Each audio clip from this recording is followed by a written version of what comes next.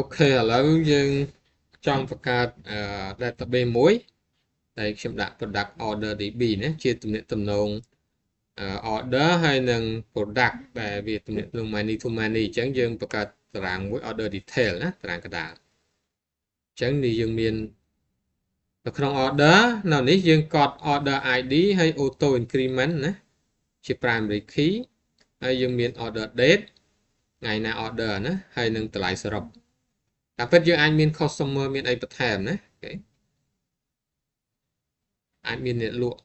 ទៀតតែយើងកត់តែប៉ុណ្្នឹងហើយ table product ណាយើងប្រើ table product យើងមាន product ID auto increment ណាអូកន្លែង order នេះខ្ញុំប្រើ big in ខ្ញុំ update បន្តិចតើនឹងប្រើ big in ដោយសារមួយថ្ងៃមានការ order ច្រើនណាអញ្ចឹងវាអាច reach នេះអញ្ចឹង product យើងប្រើ in អូខេហើយណាតម្លៃ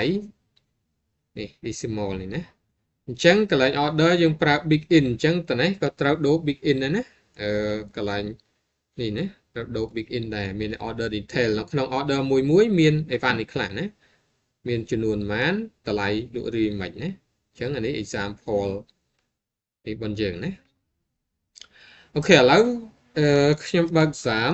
យើងប្រើ exam stop start survey វាសិនហើយ stop start survey វាដែរ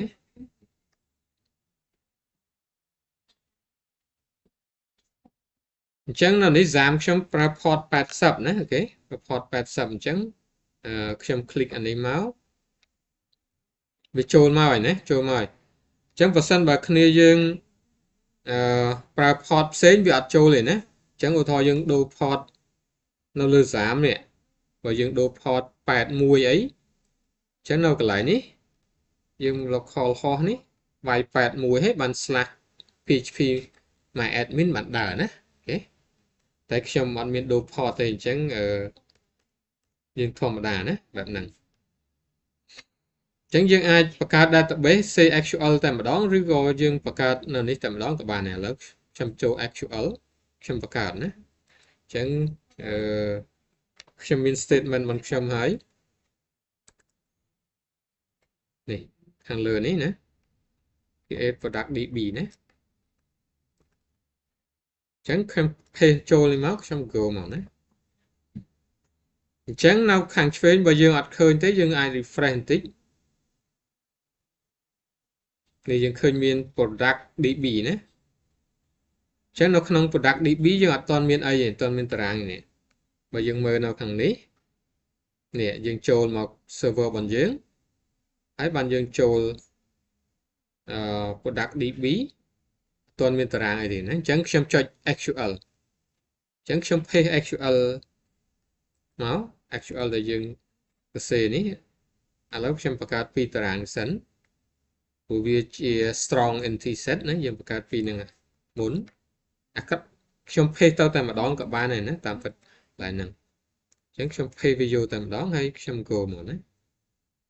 អញ្ចឹងតារាង2ត្រូវបានបង្កើតហើយយើងអាចមើលខាងឆ្វេងនេះណា SQL មួយសារទៀតនេះខ្ញុំបង្កើតតារាង detail នេះណា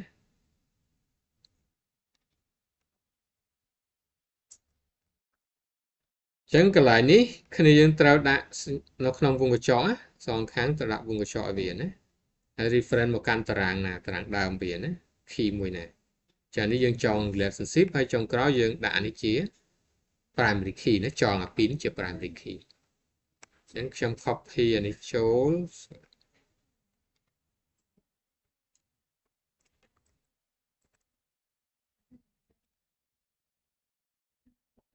នៅក្នុងនេះវាអត់ស្គាល់